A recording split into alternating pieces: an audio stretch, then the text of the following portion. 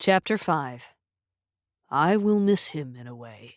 A thorn though he was at least a familiar one. Eulogy of Thrall Ragram, as delivered by Rukh-Kal Ragram. When Arwen awoke the next morning, she was surprisingly warm. She wasn't sure when she had fallen asleep. She only remembered crying late into the night and letting all her worries overwhelm her for just one night. She let go of her sword's handle and wiped the dried-up tears on her cheeks. She kept her eyes closed, partially hoping she was about to wake up in her tent in the section of the ring plains that Lusharia controlled. Slowly, she sat up, eyes still closed, trying to stretch out her back, arms, and legs. Her muscles were painfully tight, but they weren't as bad as yesterday. She opened her eyes and noticed the feather-filled pillow under her and the blanket hanging from her shoulders. Where did these come from? She wondered sleepily as she yawned. Suddenly, remembering where she was, and with a startled yelp, she threw the blanket off her and, for good measure, tossed the pillow away. Her skin crawled at the thought of having once again been under anything from that accursed building. The idea of a long, hot shower became more and more appealing to her by the second, as she rubbed her arms and gagged. With a last chill up her spine, she returned her blade to its scabbard and picked herself up. She took a few small steps to test her legs, which started to burn and prickle, but supported her. Glumly, she wondered how long they would last before they gave out on her again, but at least it was an improvement. She started to form a plan as she made for the door. If her luck turned for once, they could be out of the city by nightfall. After that, though, she wasn't sure what to do. How could she convince Nathan and his father to take her back to her home? Or, in the worst case, how could she escape them to start heading back there by herself? She'd made it to Vaporous on her own, so why couldn't she get back to Lusharia alone? The thought didn't excite her, especially when she could barely walk, but she was prepared to do it if it came to it. As her thoughts turned to Nathan, a knot formed in her stomach. The look on his face the last time she saw him lingered in her mind. She truly did hope that there was some good news in the search for his sister. It must be nice, she thought sadly, having a brother that actually cares. She could picture Nathan running through the dark streets, desperately calling out Lena's name, not resting, not eating, not even caring about himself until he found some trace of his sister. And there she was, wanting to use him. Some hero you are, Arwen thought bitterly to herself. You're acting like a real part of the family now. Stop it, she chastised herself out loud. She pushed any thought of those people out of her mind and did her best to beat down her guilt. She steeled herself, knowing what had to be done, no matter how much of a backstabber her heart called her for it. Maybe, somehow, she could make it up to Nathan later, but her mission had to come first. Arwen limped to the door, opening it just a crack to peer out into the low-lit halls. Thankfully, she didn't see any of the lower races around, but she could dully hear them at the far ends of the hall. Now all she would need to worry about was finding Nathan and Mr. Verloren. She crept out, wondering what time it was in the world above them. Ow! Came a familiar voice below her, as her foot hit something. Arwen hastily stepped back. Nathan? He was lying close to her room. What are you doing there? Arwen asked. He sat up and rubbed his side where she had kicked him. I got back late and brought you a clean pillow and blanket, seeing as how you didn't like the other ones. You were out, so I tucked you in. I also wanted you to feel safe, so sat out here to guard the door for a little while. I must have nodded off, and... His bloodshot eyes suddenly went wide, and he jumped to his feet. What time is it? How long was I out? I need to go out and look for her. Nathan, calm down, Arwen said reassuringly, but firmly. She put a hand on his shoulder and squeezed it gently to hold him in one spot. You need to take a second to breathe and rest. You're still exhausted, and you'll be no use if you keep going like this, she said, forgetting her own weakened state as she held Nathan in place. I don't care, he shot back. He stepped away, freeing himself from her weak grasp.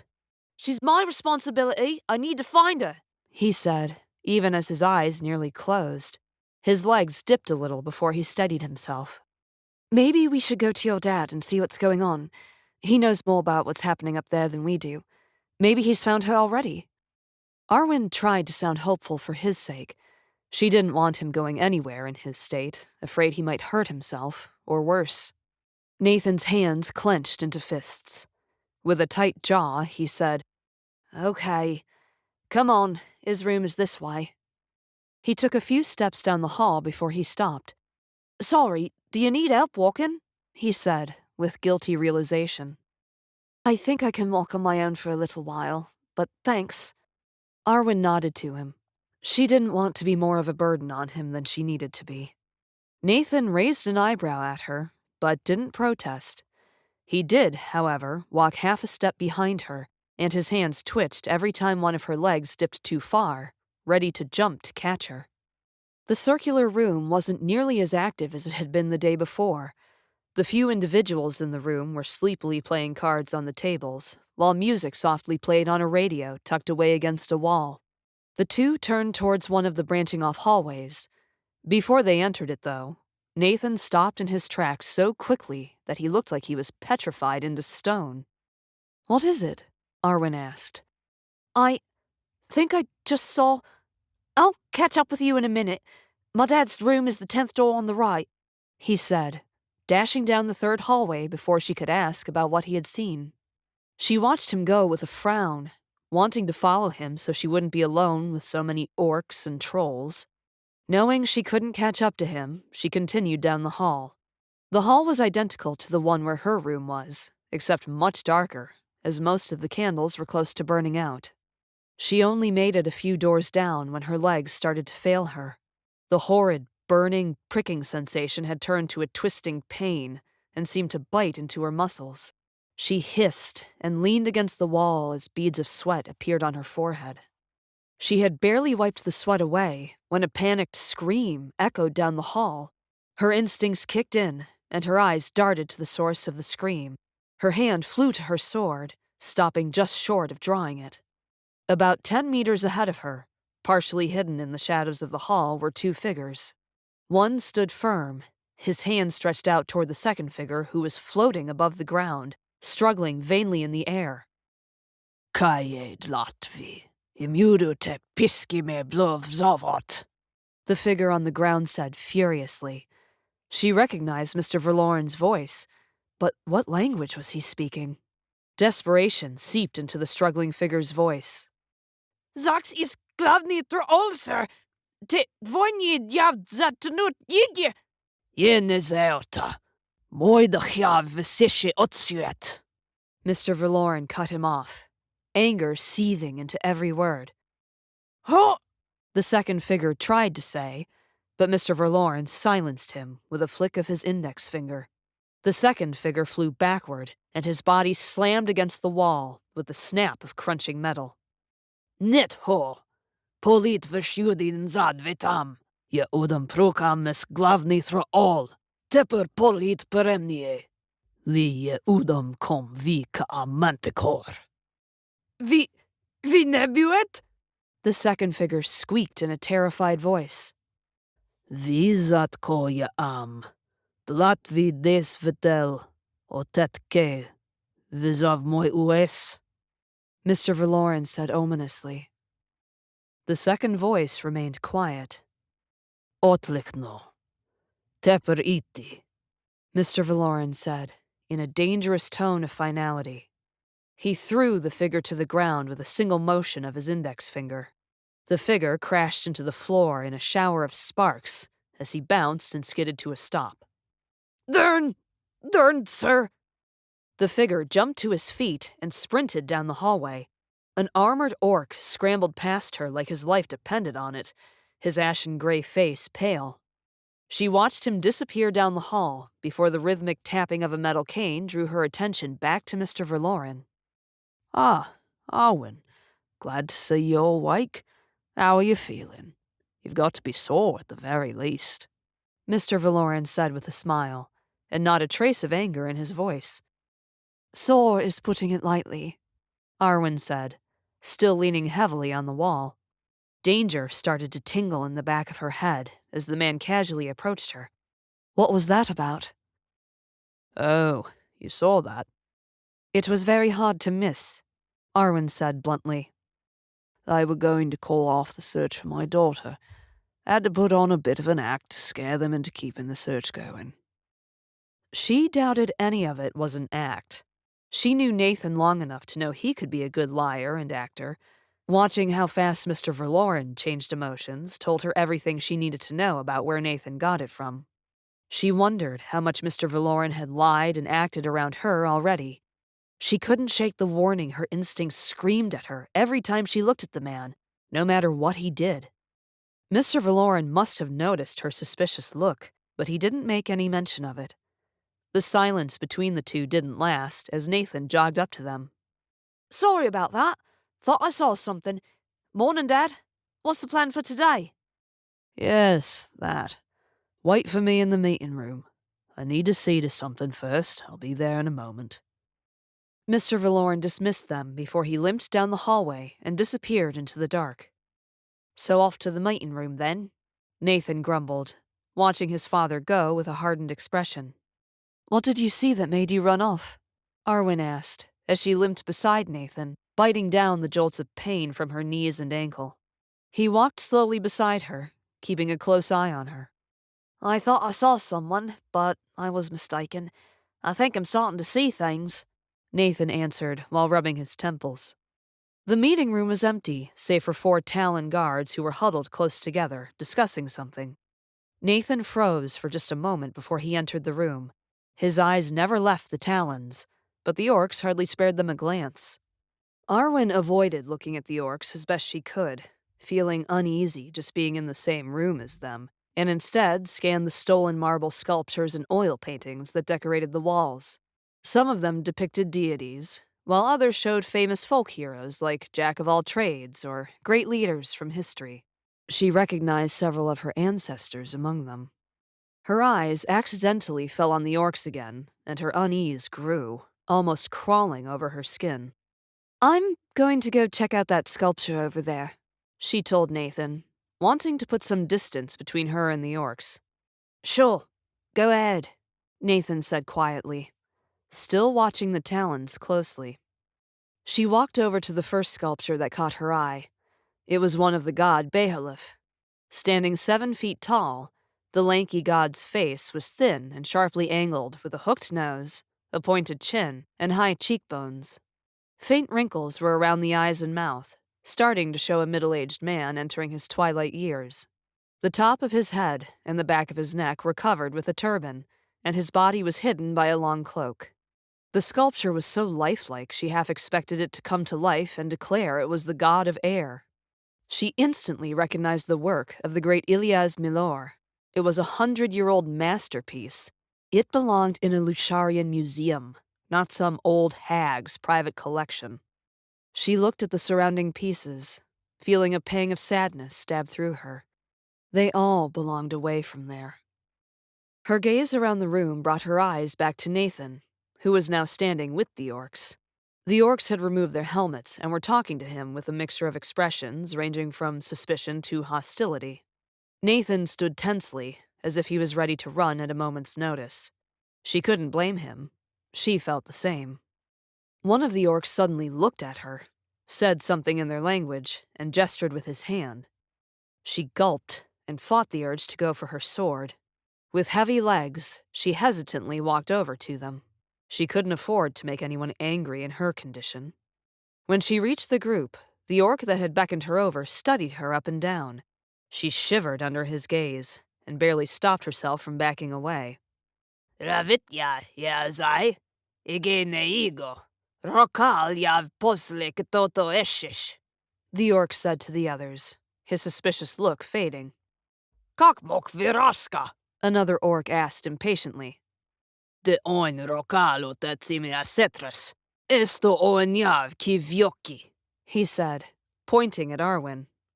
The other orcs looked from Nathan to Arwen and back, their expressions hardening. Arwen took a step away from them before she could stop herself. Her hand twitched, wanting to go for her blade. A summoning bell jingled from the nearby wall. its attached string being pulled harder than it needed to be. "Starshi Martha," one of the orcs grumbled after checking the bell. The orcs turned on the smallest of them with devious smiles. The smallest orc groaned, shoved his helmet on, and set out into the halls. The remaining orcs had a good chuckle at his expense. "You speak orc?" Arwen asked Nathan. "Fluently," Nathan said, sounding relieved for some reason, but he remained tense. "I grew up around them me whole life. I tried to pick up some troll once, but I swear their language only makes sense to them." "Do you know these guys?" "Not at all. I think they're fairly new to the Talons, and Fry in general." The small orc returned and spoke to the others quickly. They all groaned in unison and exchanged a few quick words with Nathan in their language before they placed their helmets back on and walked out of the room. "So, what did they say about me?" Arwen asked, watching them go. "Oh, that's not important," Nathan said dismissively. Just as the orcs left, Mr. Verloren walked in with a familiar clanking of his cane. "What did you have to check?" Nathan asked quickly, clearly trying to get away from the subject. "Had to send a runner off. It's too dangerous to talk by radio. The message could get intercepted. I needed to make sure our escort will have some specific orcs in it," Mr. Verloren explained. "Do we really need the Talons?" Nathan asked worriedly. Mr. Verloren looked at Nathan quietly for a moment. "Unfortunately, yes. But I've made sure the ones traveling with us won't know you." Arwen looked at Nathan, more suspicious about that conversation than ever, but he didn't give away any sign. "What's the plan then?" she asked, as she leaned on Nathan slightly to ease her legs and back. "Tomorrow morning at 8, we're going to be smuggled out in a merchant caravan. The Talons have graciously volunteered to act as an escort to Bealcester free of charge. In return, they only ask the merchants to help sneak us out of the city and not ask questions. Simple as that. No caravan is going to turn down a free escort. They wanted to leave today, but the orcs I need haven't arrived yet, and we still haven't found Lena." "Well, that doesn't leave us much time to look," Nathan said, his voice equally fearful and worried. "I know. Trust me, I tried to argue for more time, but tomorrow morning was the most I was able to get. Once we find Lena and leave this place, it'll be much simpler," Mr. Verloren said, frustrated. "Why do I have the feeling that it won't be that simple?" Arwen asked, remembering some of the larger animals she'd had to skid around during her journey to Vaporous. "I'm going to have to second that. I've heard a lot of stories from merchants coming into the city," Nathan said uncertainly. "Relax, you two. All the really dangerous animals live deep in the mountains, and the Talons will be able to keep the smaller ones away. We should do fine for the most part," Mr. Verloren said dismissively. Arwen and Nathan shared an uneasy glance at the use of the word should. "So, what are we going to do in the meantime about Lena?" Nathan asked forcefully. "The search will keep going. You two hang around here. I don't need you getting lost up there too. Find a way to kill time, get to know each other more. I, on the other hand, have a dinner to get ready for." Mr. Verloren said the last part with a noticeable lack of enthusiasm. "How long do we sleep?" Nathan asked, confused. "Late. Go along now," Mr. Verloren said, shooing them off. Nathan was quiet the entire time as they returned to Arwen's room. "It's your sister, isn't it?" Arwen asked as she leaned against the outside of her door, but she already knew the answer. Tomorrow morning didn't leave much time. She wished she understood what Nathan was feeling so she would know what to say, but she couldn't even begin to imagine how sibling love was supposed to feel. For her, losing a sibling would have been good news. "I'm just scared we won't find her in time," he said quietly, looking down sadly. A moment of silence passed while she thought about how to respond. "Nathan, I'm sure your dad's not going to let anyone leave the city until she's found. He doesn't seem like the kind of man to let things like this go easily. But if you really need to, why don't you go help look for her? I can keep myself occupied." "You sure you'll be fine on your own?" Nathan asked, finally looking up at her. There was a mix of worry and hopefulness in his voice. I'm certain. Go on. She gave him a little smile, hoping it would convince him. Nathan returned her small smile with one of his own and headed down the hall. She watched him go until he disappeared around the corner, wishing him all the luck she could. If it wasn't for her body, she might have joined him. She was about to go into her room when she heard heavy footsteps. Her hair stood on end, and her senses focused on the footsteps, quickly judging their distance. She considered ducking into her room, but where could she go after that if they were coming for her? From the lounging room came the orc crime boss, Thrall. He stopped in front of her, looking her evenly in the eyes without having to tilt his head upward, a rarity for her. "Vile, was it?" he asked in his gravelly voice. Yeah, she said, her heart beating faster. You seem oddly familiar. How long did you say you've lived in this city? He asked suspiciously. Just a few years, Arwen lied. Her fingers twitched a little closer to her sword's handle, and a bead of sweat appeared on her forehead. Thrall walked off without another word. Arwen waited until he was gone before she breathed out in relief. She opened her door and almost stepped in when, very faintly, she heard the tapping of a cane in the direction Thrall had walked off in. Her suspicion grew, wondering what Mr. Verloren was doing with the orc. She knew she couldn't trust him, and anything she could learn would help her in case her worries about the crippled man were correct. Forcing her legs to hold on a little longer and biting down a pained grunt, she limped after Thrall. She caught up to them in an empty hallway where the two men were already deep in conversation. She stayed hidden around a corner and strained to listen to the hushed whispers. You can guarantee it? Thrall said impatiently. Of course I can. You'll be the one on top in the end. Just don't drink the red wine at the dinner tonight, only white. Make sure you and your men aren't here tomorrow morning. Mr. Verloren said, coldly enough to send a chill up her back. She knew it. He was just a killer, like the rest of the criminals. Very well, Thrall growled. This doesn't feel right. Not everything is solved with fists or swords. Subtlety is sometimes needed for things this delicate. Now we better get back before anyone gets suspicious. One more thing, Eric. What is it? The girl. Do you know who she is? A friend of my kids, Mr. Verloren replied calmly. That's Indrik's shit. I know a manipulator when I see one, and I had you pegged the day we met. I saw how you played the others to get their attention away from turning over the girl, and I went along with it. I know when you're playing your games, Eric. So, who's the girl?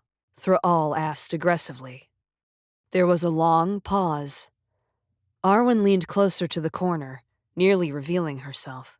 Her breath was frozen in her throat as a cold sweat ran down the back of her neck. Could he know who she was?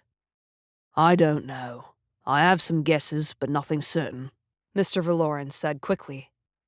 She nearly let out a sigh of relief at the words, barely stopping it from passing her lips and giving herself away. Good, she thought. She needed to keep it that way. But how close were those guesses? And those guesses are? Thrall inquired. None of your business, Mr. Verloren bit back dangerously. Come on, we've wasted enough time already. Footsteps and a tapping cane echoed on the stone, growing closer. Arwen's heart leaped, and a cold panic rushed through her. She'd never make it back to her room before she was spotted. She quickly looked around for somewhere to hide and ducked as fast as she could into the closest room to her, silently praying it was empty. Inside the thankfully empty room, she pressed her ear against the door to listen. When she was certain they were gone, she swiftly returned to her room. Back in her room, she lowered herself to the ground, giving her burning legs a much-needed rest. She lay on her back and stared up at the rosy red ceiling. After a few moments, she lifted her hips slightly and pulled out her blade, drawing its handle close to her chest. Her breathing and her heart slowed into a steady rhythm. She closed her eyes, and enjoyed the comfort and calming effect that came with the feel of the leather and metal. She was more certain now than ever of her distrust in Mr. Verloren. He was too good of an actor, too good of a manipulator. Everybody would be on strings moments after meeting him, and she was afraid she was quickly becoming entangled as well. But what about Nathan? How much did he take after his father?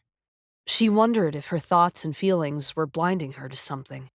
Nathan seemed to care more than his father, but how much was him genuinely wanting to help her? And how much was him simply following Mr. Verloren's lead?